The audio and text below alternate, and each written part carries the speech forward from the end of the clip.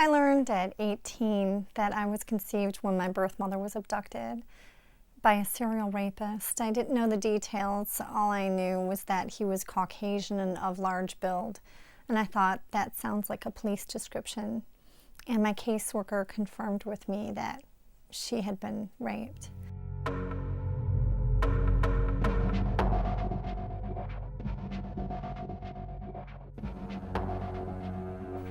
And the police referred her to a rape counselor. And the rape counselor suggested an abortion. My birth mother's sister helped to schedule abortions. She made it clear to me when we met that if abortion had been legal, she would have aborted me. Even if she had to do it all over again, she said when I asked her. And that was, of course, devastating to hear. Now, my birth mother actually changed her mind about that 6 years later. She told me that after my niece had a baby, her first great-grandchild, out of a unplanned teenage pregnancy, my birth mother told me that she had changed her mind about abortion. When people make the rape exception, or when they say that they're pro-choice, especially in cases of rape, that's like saying to me that I think your mother should have been able to abort you, which is like saying if I had my way, you'd be dead right now. And some people would say, you know, it's nothing against you personally. Well, it affects me personally.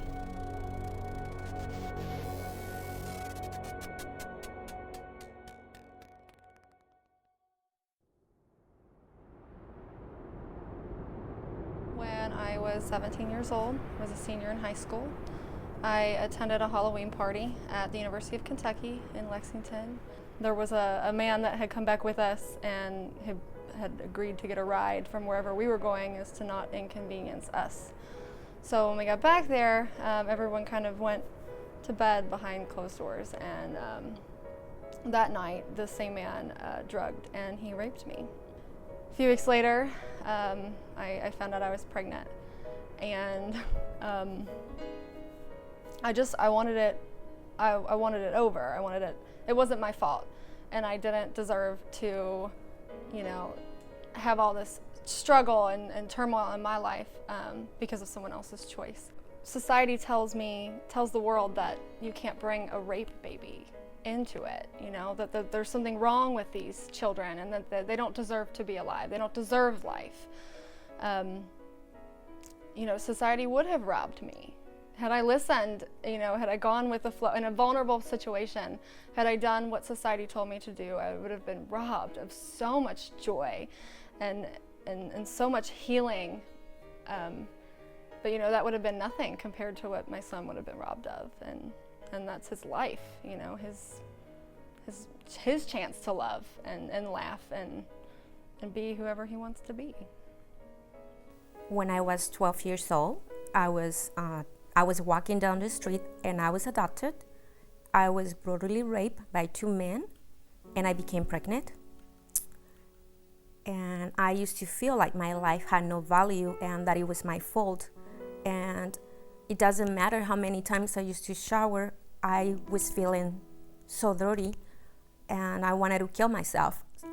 I was taken to the hospital and the doctor told me that I was pregnant from the rape and that I should have an abortion, that it was my right, that I did not have to live with the consequences of the rape, and that the baby will always remind me what I went through. And I asked the doctor, if I had the abortion, would I forget the rape? Would I forget all the pain and suffering? And he said no. So then I thought, why should I kill my baby? Why should I give my baby the death penalty when it wasn't my baby's fault? And just knowing that it was inside of me, I knew that it was only my baby. So I kept my baby, and when I had my baby girl, she gave me hope and she helped me to go on in my life.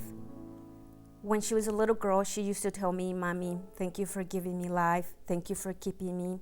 And that's when I realized that she was the one who gave me my life back. Shanae now is a 22-year-old woman. She's a beautiful woman, very caring, and she helped me to move on and she helped me to heal. And I never saw my rapist through my daughter because she showed me that it was a different person that had nothing to do with that night. I think abortion in cases of rape is like a double rape to yourself, because on the first rape you had no control over that, but if you had the abortion you had the control to choose life over killing somebody. So my daughter has been helping me to become a better person. I cannot imagine being with my daughter. She's part of me, and we grew up together, and you know, with all the pain and suffering, if I had to go through that again, I will, just to love my daughter, because she saved me. And even that it was very hard and it wasn't easy, I would definitely go through that again. At the age of 17, after having lived most of my life in an abusive situation with extended family, I conceived through incestuous rape. I was very confused, and I was very pressured by family members and by friends around me to abort my child. I had been raised in the church. I was a born-again Christian, and I understood that this was a life, and I understood at 17 years old that I wasn't going to take that life. I had an aunt and uncle that were very instrumental in helping me make decisions about keeping my child or adopting my child out, but very supportive in not aborting. I also had a minister that helped me to find a place to go and live. I went to a Salvation Army maternity home and lived there for the duration of my pregnancy, and the Salvation Army did see to my clothing, my food, my medical care. My child was conceived in rape. That doesn't make her less than human. My child has been a huge blessing in my life. She's been the light of my life, and she's been the reason that I've become the human being that I am. Had I had an abortion, I would have remained in the situation that I was in. And my pregnancy and my daughter gave me purpose. It gave me something to strive for, and it gave me hope for a better life. The idea that a woman who is raped has a right to kill a child is completely negative. It doesn't help the woman, and it doesn't help the baby. A woman is stronger than that. A woman does not need to be told she should kill a child in order to feel better about what happened. It's not going to make the rape go away. It just means that now I've been raped, and now I'm the mother of a dead baby also. It just heaps insult upon injury. Women are stronger than this. Women don't need to abort their children in order to get past a rape. Their children will help them get past a rape. Producing life and producing something very positive from a negative experience is very empowering for a woman to do. When people use rape as an excuse for abortion to be legal, it makes my skin literally crawl, because I know that it's not an excuse, because I lived it firsthand. The abortion did not make my rape any better. In fact, it made it 100 times worse, because not only was I dealing with killing my child, it was constant nightmares about the rape over and over and over again. The two mashed together. I could never get over the rape fully because I was also having to deal with the abortion. And so I understand that people want to be gentle with rape victims. I know it's hard for people to really understand how you deal with a woman who has just been horribly violated in one of the worst ways, and that you think, well, if she has to carry a rapist baby, that's just going to make her have to relive the rape over and over again. So abortion's really the only answer so she can move on. But what they don't realize is you're just adding 1,000-pound weight on top of the rape. You're not making it better, you're making it worse. Since then, I've been able to meet other women who conceived in rape, who either chose to raise their child or chose to have to give their child up for adoption. And their stories are so much different than mine, because in choosing life for the baby that they conceived in rape, it was a big part of their healing from the rape. They were able to get the support they needed to deal with the rape, and then they were able to see something good, an innocent child. And they were, I know a young girl right now who's 17 who was raped when she was 14, and she chose life, and she has this beautiful 2-year-old boy, And I look at her and I think back to where I was, and it's amazing the difference, because she's not carrying any of that shame or guilt of killing her child. But there is hope. I have 3 sons now who have or would have had an older brother, and at some point I'm going to have to tell them about their brother. Because I can speak out now, because the Lord has healed me and I can talk about him, his death wasn't in vain. That I bring him honor when I talk about him, and I bring him honor when I fight for other children to not be aborted, and that when I help other women who've had abortions go through their healing process, it honors my child.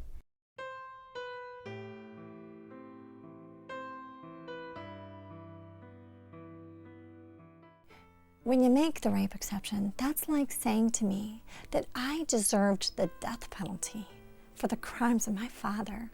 According to the United States Supreme Court, he didn't even deserve the death penalty. There's no death penalty for rapists.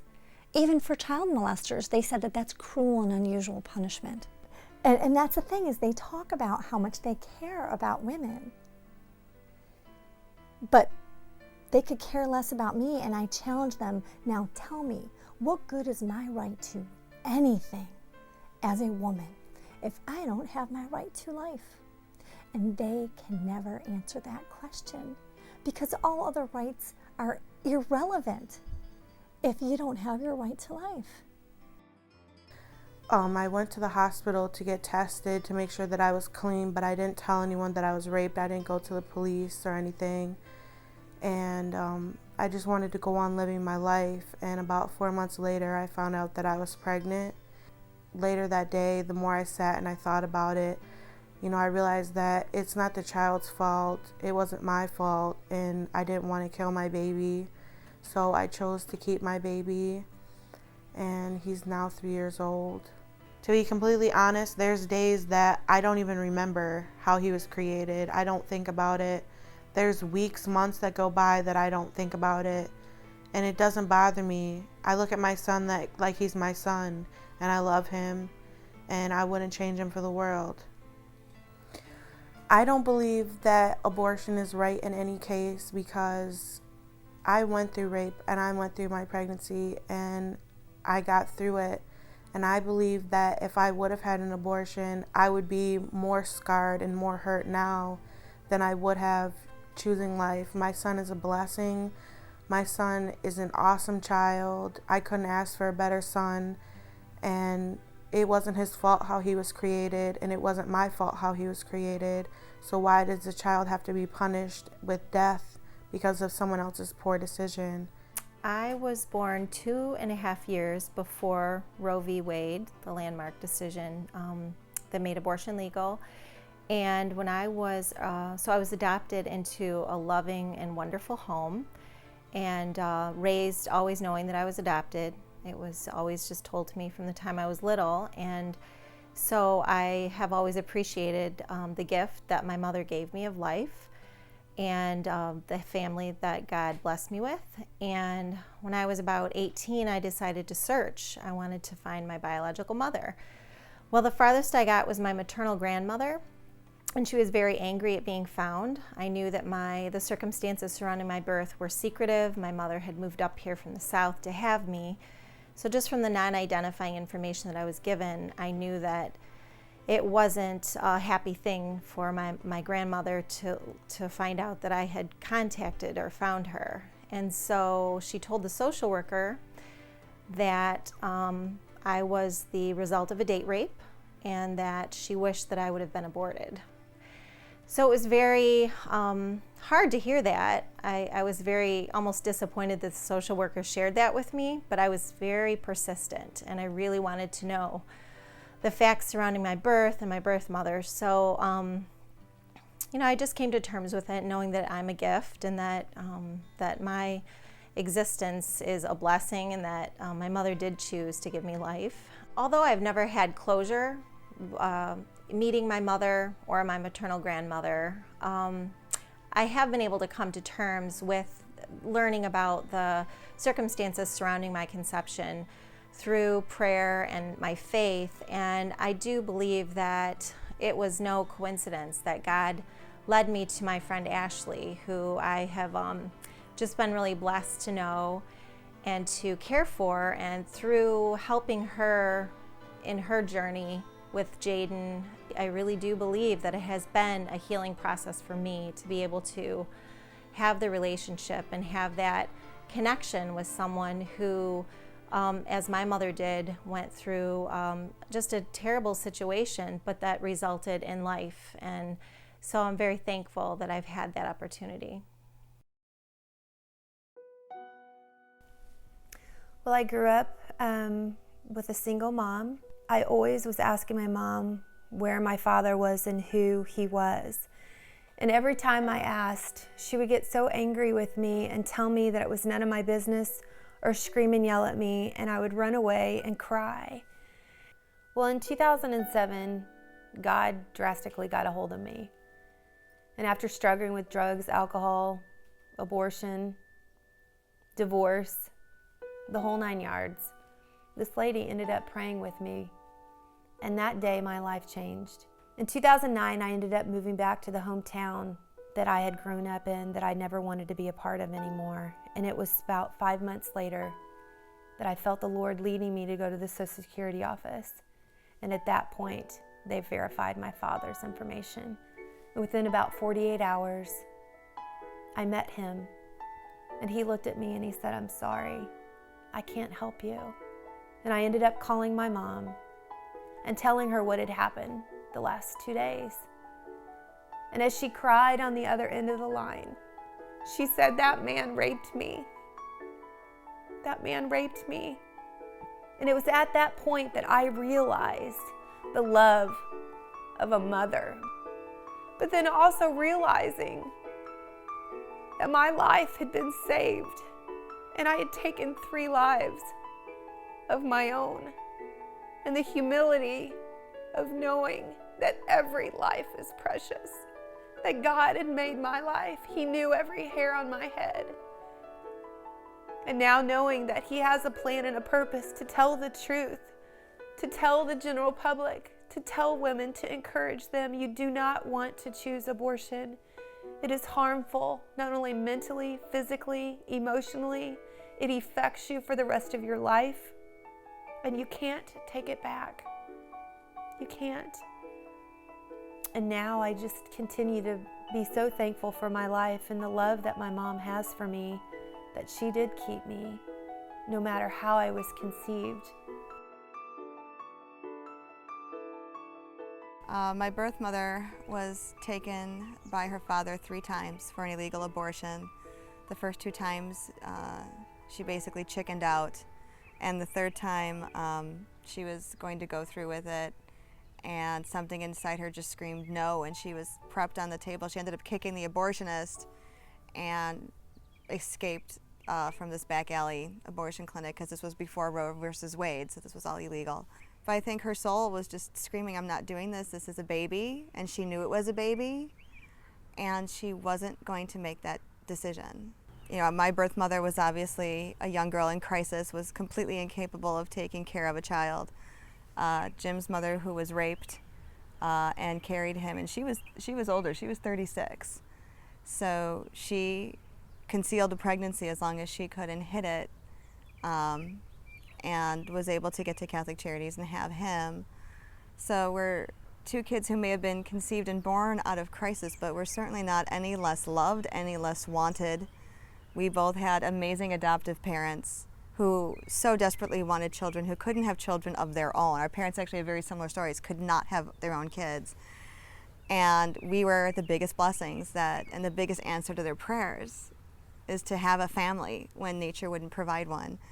And so for those of us who our society may call the unwanteds, I think every adoptive parent out there would negate that argument and argue against it and say, no, these children are loved and wanted and are every bit as valued, you know, regardless of conception, regardless of your humble beginnings. You know, you are who you are based on the character of who you are, not necessarily the moment of your creation. As a rape-conceived person, I take this very personally, and I take the exceptions included in law very personally, because back in 1958, had someone been proposing laws with rape exceptions that would have targeted me directly. So we as rape-conceived individuals are here to speak for the people who are targeted today, and to be consistent with true pro-life philosophy, we're here to speak for the people who can't speak for themselves, for those preborn, those rape-conceived babies about to be born who need protection, as everyone else does, as the other 99% have. I'm so thankful to my mother, certainly thankful for her courage, but I'm thankful that I'm here to honor God with my life to the best of my ability, and through Wendy and the love that we share, to continue life with a great family, 3 wonderful sons, and what a blessing they are. And it shows that out of tragedy or out of difficult circumstances, life blossoms. My birth mother at 17 years old was violently raped and as a result became pregnant with me. But my life was protected in 1972 by a law that said that my life had value. And despite the law being there for me, my birth mother succumbed to the pressure of carrying a child conceived out of rape and found herself at a back alley abortion clinic at the advice of her mother. At that clinic that day, while standing in front of the man that was going to take my life, my birth mother changed her mind. She left, never looked back. Her mother hid her from the outside world. She gave birth to me and never even looked at me. But she gave me the greatest gift that I have ever received. On top of giving me my life, she gave me an amazing family, and for that I'll forever be grateful. My birth mother passed away March 6th of this year from a urinary tract infection that went septic at the age of 57. For 7 days, she was on a ventilator fighting for her life. And for 7 days, I was sitting beside her, praying to God that He would give me more time. She was with me when I took my first breath, and I was holding her hand when she took her last. And does it really matter what happened in between? She valued my life. She valued my life enough to give me my life, and I valued her life enough to be there when she passed. And her story, she's the hero here. She's the one who made all the sacrifices. I'm just the one who received her gift, and I'm so blessed that I'm able to tell it. But if abortion would have been legal in 1972, at the advice of her mother, I would not be sitting here today. I've known God my whole life. I've been a Christian. And once I realized the path that He was leading me down was to share this story, I felt a total calm and a total peace in my life. He put me here to change lives, not only as being a firefighter and a medic, but to save babies that deserve to be protected. She will forever be in my heart. And one of the things with her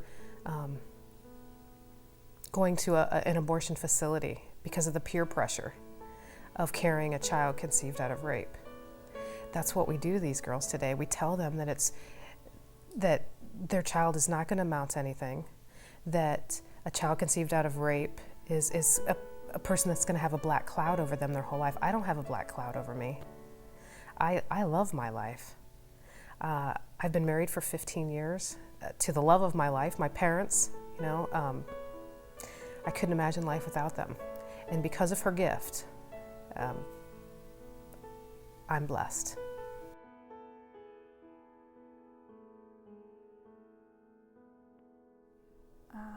My mother was abused by her father for many years, and of the 6 pregnancies, I was the second child conceived and the only survivor. The 4 subsequent pregnancies were terminated through abortion and covered up his actions.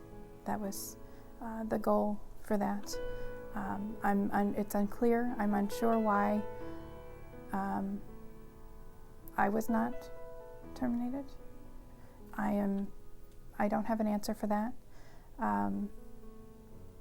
All I know is that I'm very thankful that I was not. My family is thankful that I'm not.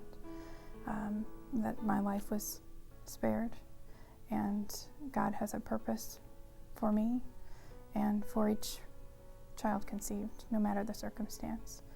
I was placed for adoption when I was born and raised loving Christian home.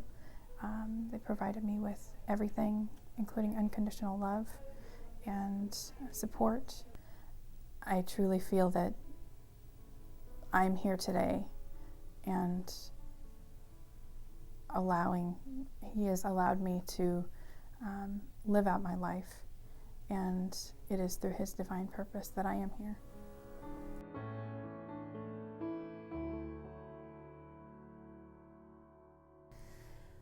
In 1964, a young 15-year-old girl became pregnant, had a lot of difficult choices to make. Maybe more so than some girls, she was raped. But this young girl chose to give her child life and then to place that child with an adoptive family, and that child was me.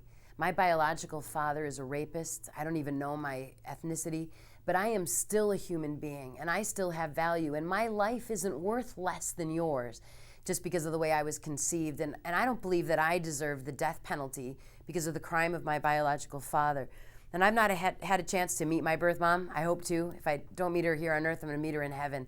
I've been praying for her since I was 4. And when we meet, I'm going to wrap my arms around her and I'm going to tell her I love her because she loved me enough to give me my life, and then loved me enough to give me the next most special gift I was ever given, and that's my family. I'm the oldest of 8 kids, 7 of us adopted, every color of the rainbow in my family. We are the United Nations all by ourselves. And I know that my amazing family was a gift from a very scared 15-year-old girl, and I will forever be grateful to her for that. One of the things that I've learned for young women is that abortion in the initial stages of finding out you're pregnant, when you're scared to death and you don't know what you're going to do, seems like the easy way out. And the industry of abortion preys on them because it's like, look, we can just make this go away. But the reality is the abortion never makes it go away. And the girls and the women that I've worked with over the years who took the easy way out and went to the abortion clinic end up with years of regret and years of pain. And it doesn't fix the rape. Killing their child did not undo the rape. They're still a victim of rape, they're still a victim of assault, and now they're dealing with the victimization of their child. And unpacking that in the counseling offices is extremely difficult. The girls who chose to carry their children to term, whether they made a decision for placement or whether they made a decision to parent that child, go through a lot of months of difficulty, and there's a lot of counseling, and they need love and they need support and they need people to be there for them. But the long-term recovery is unbelievable. I have never met one girl who was raped, became pregnant, carried the child to term, and within months or years later looked at me and said, Pam, I wish I would have killed my child. I wish I would have had an abortion. Not once. But I can tell you countless, in fact, literally days ago, in tears, almost 53-year-old woman came up and told me that she had had an abortion as a result of rape, and at 53 years after that incident, is still carrying the pain from that abortion, still carries the pain and the scars. Not just the rape, the abortion is what hurt her. And it just blows my mind that anyone can believe that somehow abortion is going to fix the rape. It does not. It kills the child, it harms the mother. The only person in theory that you've helped with a decision to abort a child conceived in rape is the rapist. And I'm not sure that's who we're expecting to have compassion for. It makes absolutely no sense. You know, we've been fighting this pro-life battle for many, many years now, and the media is not our friend. The media has never been our friend, will never be our friend. We've known it for all of these years. And sometimes even when politicians come out and they say something that's correct, like God has a plan for children, even those children conceived in rape, which is completely true. God had a plan for my life. My conception wasn't, what my biological father did was wrong.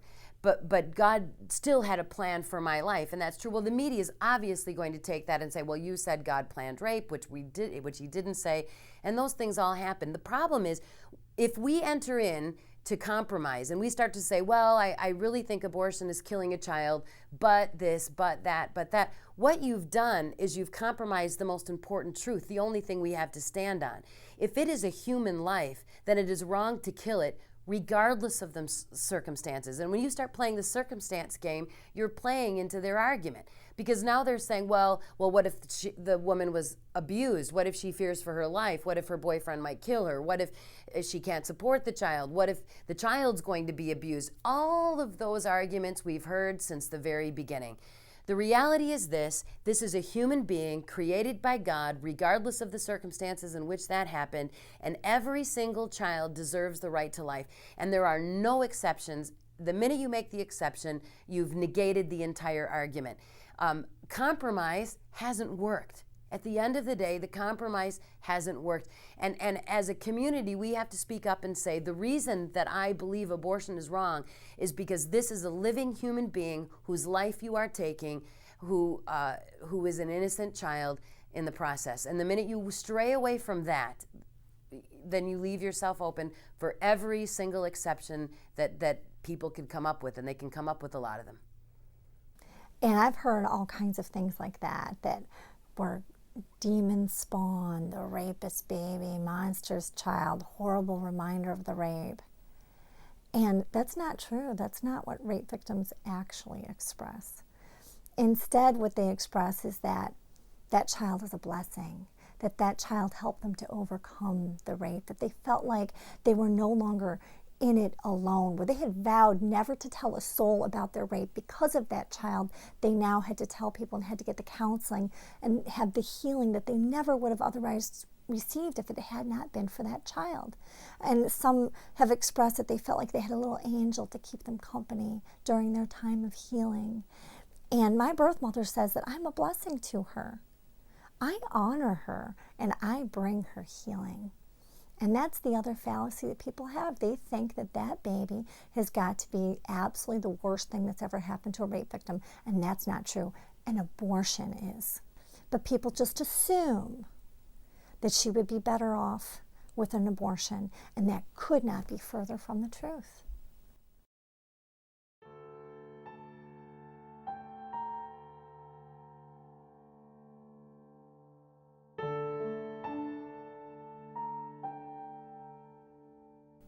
I'm a family physician and pediatrician. I've been practicing medicine for about 12 years. I tell my patients, do not get an amniocentesis. An amniocentesis was what the obstetrician orders. About mid-trimester, they'll put a needle in the uterus to draw some fluid and send it for testing and look for genetic abnormalities. Because the whole reason they do an amniocentesis, the whole reason, is so they can offer an option for an abortion if there's evidence of some kind of abnormality. Many times, it's a false positive. Turns out the baby's normal, and they're giving a mom an option to get an abortion, putting fear in her heart that's not there. There's no reason to do an amniocentesis. And when you meet one blind baby who's been blinded because the needle went into the baby's eye, it'll make you think whether this is even good health care at all. But unfortunately, there's been a wrongful life suit. We hear of wrongful death suits. But there's been a wrongful life suit where a baby was born and the pro-life doctor did not recommend an amniocentesis, and the baby was born mentally handicapped, and the parents sued the physician because they weren't offered an opportunity to abort, and they won that lawsuit. And so fear of litigation is driving the need to recommend an amniocentesis so that you can offer an abortion if there's any evidence of an abnormality, and it's become one of the most corrupt aspects of obstetrics right now. I was told many times that my children, when they were in the womb, were not going to be perfect. 3 times I was told that they would have Down syndrome. Each time I was afraid. But each time it turned out that that child was perfectly normal. And so even though I feared that, I still received a huge blessing with each child. Then when I had Colleen, I was not warned. The doctor did not know she was Down syndrome, even with the ultrasounds that we took and the blood tests. But when she was born, we found that she was Down syndrome. Sure enough, Colleen has been a huge blessing to us. Right after Colleen was born, and before much had happened, the midwife asked me, well, so what do you think? I said, she's still our child. She's still one of us. Nothing will be different about that. She laughed. She said, yeah, I know you. The kids, usually Down syndrome kids might be about 10 IQ points less than others, but that means hers will be about 130. We laughed. But we've seen that she is a major part of our family, and that she fits in and uses the intelligence that God gave her. It's not like she's, dumb or inferior in some way. Well, this is Colleen, and she's our favorite little 7-year-old in the whole wide world. She's lots of fun, and she loves to sing, she loves to sign, she loves to watch signing time. It's amazing how talented she can be. The doctor, we sat down and he said, your kid is going to die. Is there anything you want to ask? And of course we had questions, so we tried to ask some questions.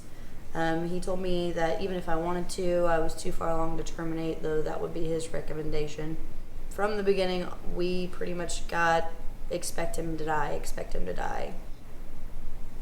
He did live 8 months. It's been hard losing him, but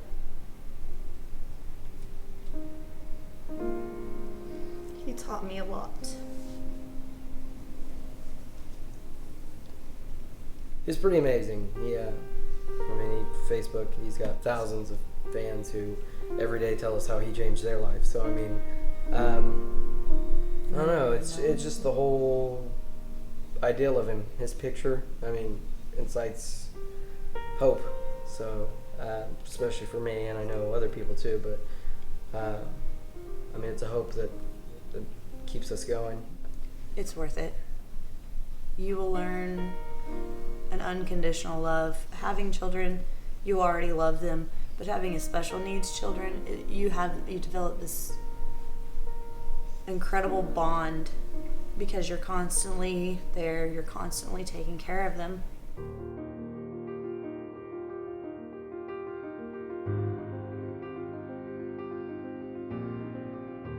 I believe that each life is ordained by God and originates with God, and that who are we to take that life?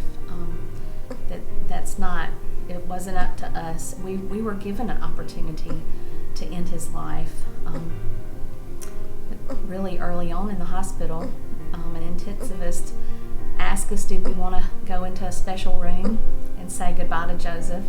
And I got to share with her, she's an atheist, and I got to share with her that Joseph's life began with God, and he was created by God and ordained by God and given to us, and that we didn't plan on ending his life there in the hospital. And if God chose to take Joseph, that it was his business and that he would do it in his own way.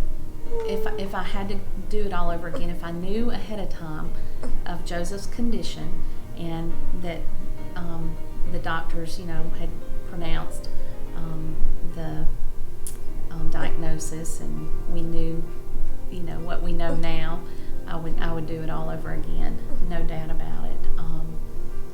It's been one of the richest experiences of my life, and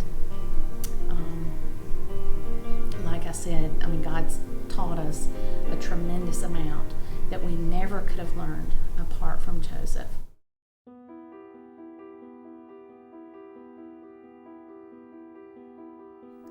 My life started when my birth mother came out of a bar and she was raped. She had 2 daughters previously, and a third one didn't fit into her picture. For 9 months she drank antifreeze and drain cleaner to try to kill me, and without killing us both, I still survived. And when I was born with cancer in my right eye, and 2 years later I had to have it removed. And so when I was 3 days old, she dropped me off at her brother's house, and she said, here it is. And that was the end of it, and that's where my life started, because they adopted me, her brother and sister-in-law. And I proceeded to have over 150 surgeries on my face with the radiation and everything to stop the cancer, and plastic surgery. And it's been an up and down battle. Nothing that I couldn't handle with the grace of God, because he brought me through it all. Every surgery I would tell him, my life is in your hands, Lord. Take me where you want me to be. Put me where you want me to be. And I always had a guardian angel sitting right next to me all the time, guarding me, taking me through every surgery, and I'd come out when the odds were simply to nothing, and I still would survive. And I had a brain tumor with 2 days to live, and God took me through that. So obviously He wants me here because I do love Him, and He loves me. And my birth mother, I have forgiven my birth mother. That was her decision. That's the decision she made. What was wrong or right is not for my calling. I just do believe in God, and He kept me here for a purpose, and it is to talk about God and talk about the faith and the miracles that He performs here on earth, not just with me, but with all the other miracles that He does. And I am a walking miracle, and that's what they call me.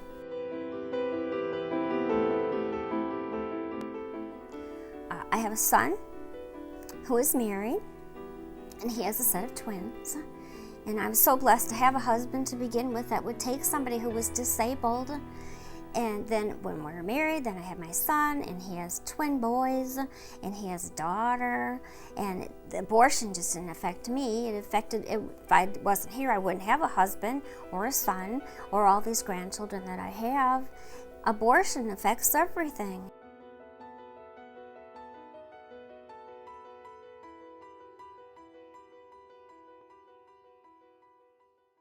Our second adopted child, Cassie, was born with special needs.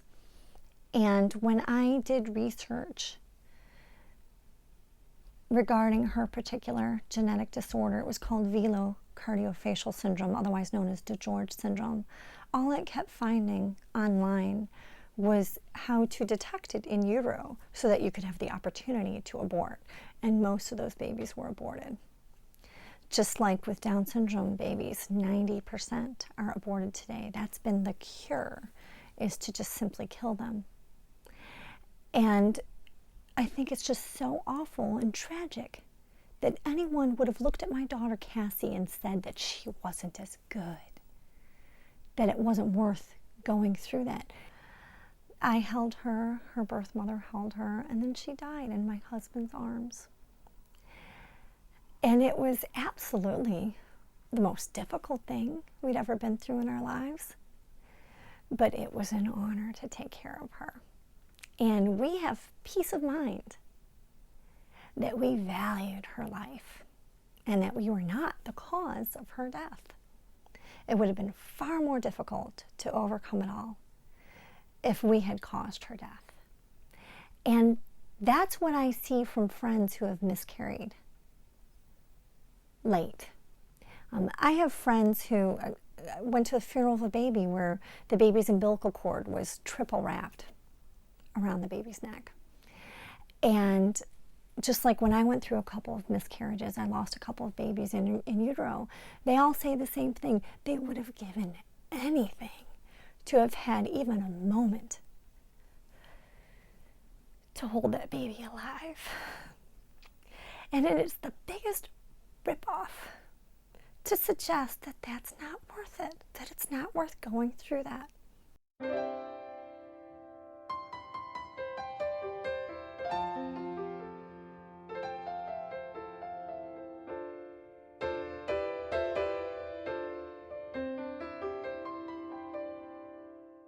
Around about 1985, 1986, I discovered I was pregnant and was excited about it to a degree. I had a baby in August of 1984, so that baby was still little, and I really wasn't planning on having another one that soon, but you can't plan all these things, so we were excited. We were walking along. It was a spring, April morning, and I said, if this baby's born this month, I'm just going to name her April. April Joy.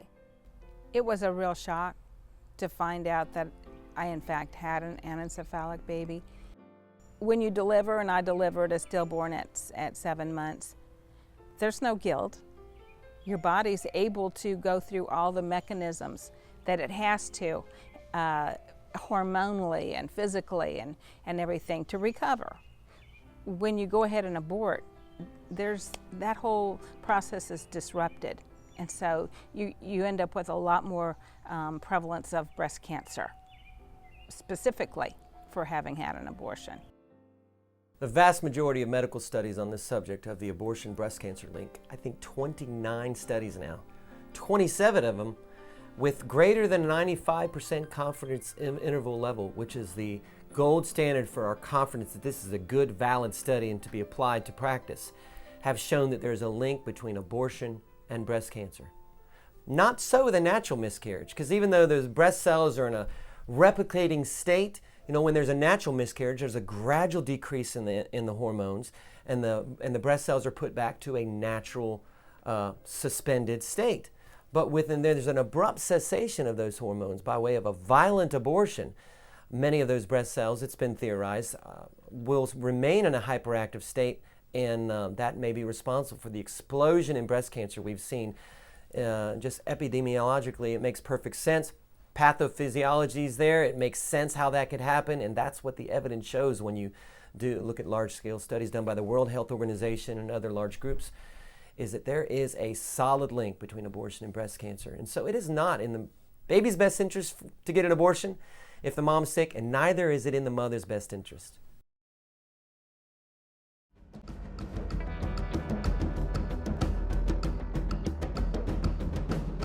Congressman Ron Paul is an OBGYN who has delivered thousands of babies, and he said he's never seen a case in which abortion was necessary to save the life of the mother.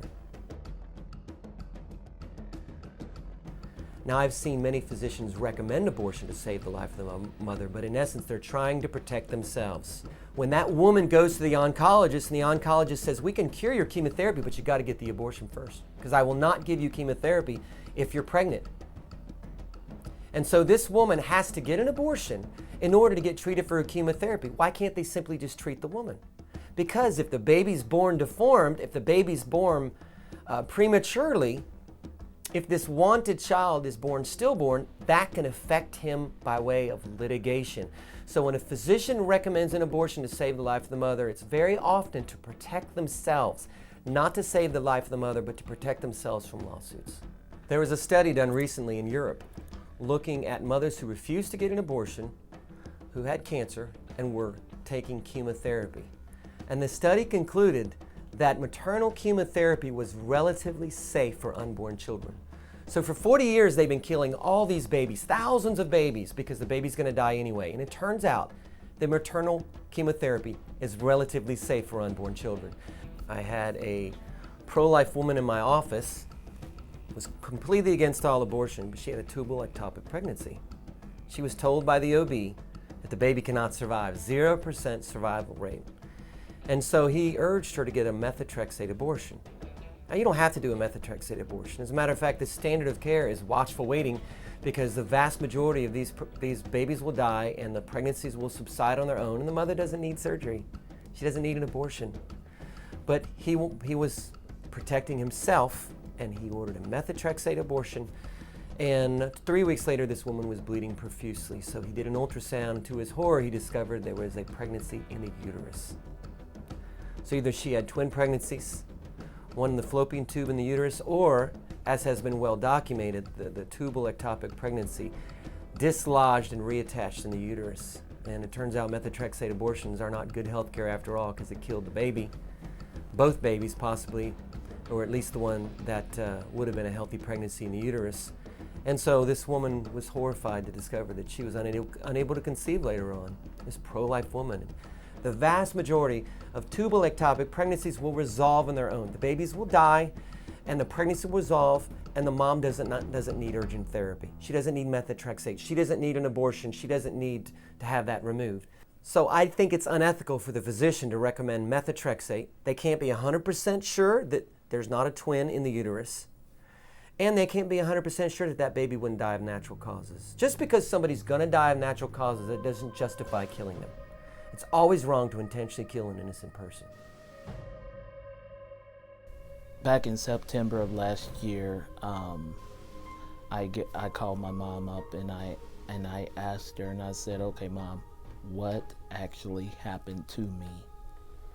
And that's when she really started telling me that I was an ectopic pregnancy baby. They had recommended for me abortion. They wanted to abort me, but her words were, "If my baby have to die, then I will too." And when you think about that, to me, it brings to mind the scripture where Jesus said, "No greater love has a man than this, than a man that would lay down a life for his friend." But in this case, it was a mother willing to sacrifice her life for a child. Quite frankly, my mom, and I'm sure there's many other women, made a choice that is not popular. And for that, I will be forever grateful to her. Why is it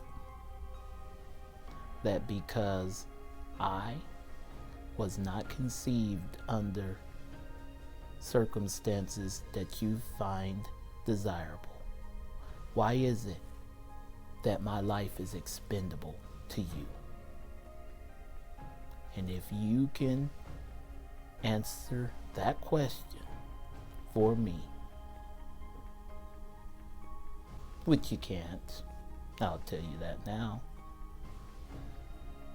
because, and especially the unborn, that's expendable. Abortion has nothing to do with health care. You can have the life of a mother saved by inducing labor, prematurely delivering a baby. You can provide health care to the mother and the child. I know a pro-life perinatologist who all he does day in, day out is deliver premature babies. And sometimes they live and sometimes they die, but he treats both. You try to save both. That's not what abortion is. Abortion is not health care. It's just the mentality of death.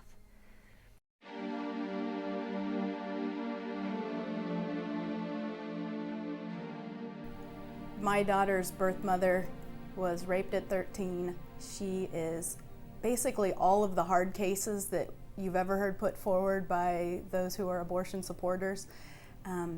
She was very young, 13 years old. She was a victim of rape.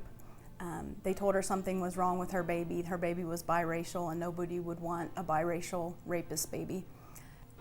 She was actually taken in for the abortion and they had started the procedure. They found that she was 20 weeks pregnant, so this would be a second trimester abortion, and she was on the table in the stirrups and they had started the procedure on her after they had first told her that at 20 weeks the baby's not even formed yet.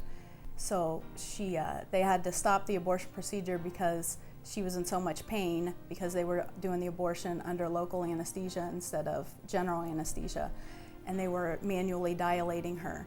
So they stopped the procedure and rescheduled it so that they could allow the family to get more funding to cover general anesthesia. So Jalen is an abortion survivor. They had actually started the procedure on her mother, and she, as a result of that, has some challenges. She has some special needs that she's dealing with, and she will have these challenges for the rest of her life.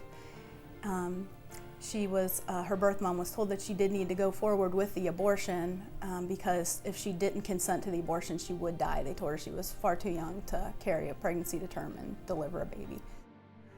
She stood up for her child and gave birth to her child, and made the choice to give her away for adoption versus the alternative of not giving that child, our daughter Jalen, life. So we really think her, a hero in the situation. It was a remarkable thing for someone as young as her to stand up to her adult authority figure and stand up for her child's life and give her life when others didn't think that life would be valuable. So her biological grandmother, who was the one that had pressed for the abortion, is now pro-life and is completely against abortion.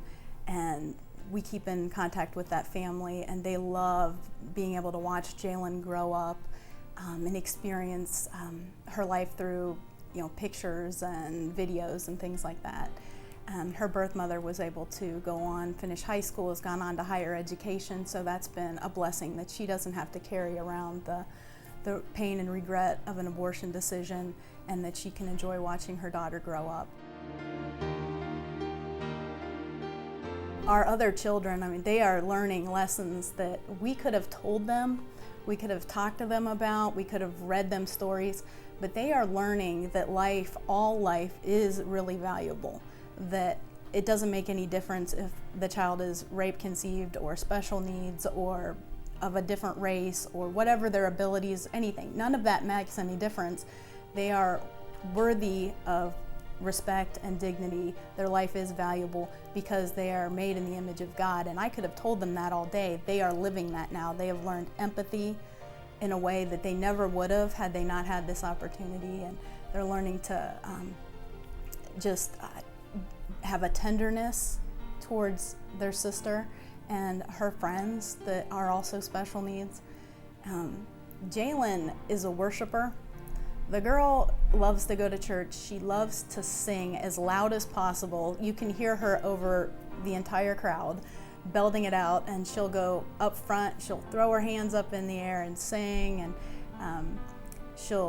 she likes to get down and pray. She'll get on her knees and pray, and she'll be in tears. I've never seen a child do that before, and it's so unique. It's amazing to be able to witness something like that.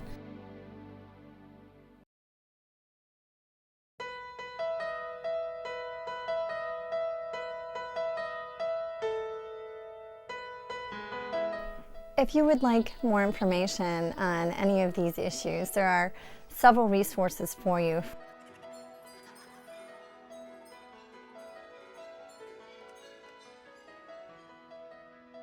And so I hope that you'll avail yourselves of those wonderful resources.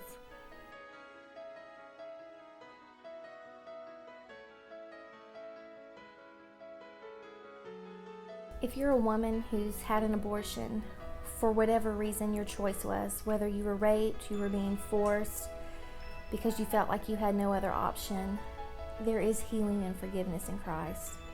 Every bit of guilt, shame, fear, and worthlessness you feel can completely be healed in His name.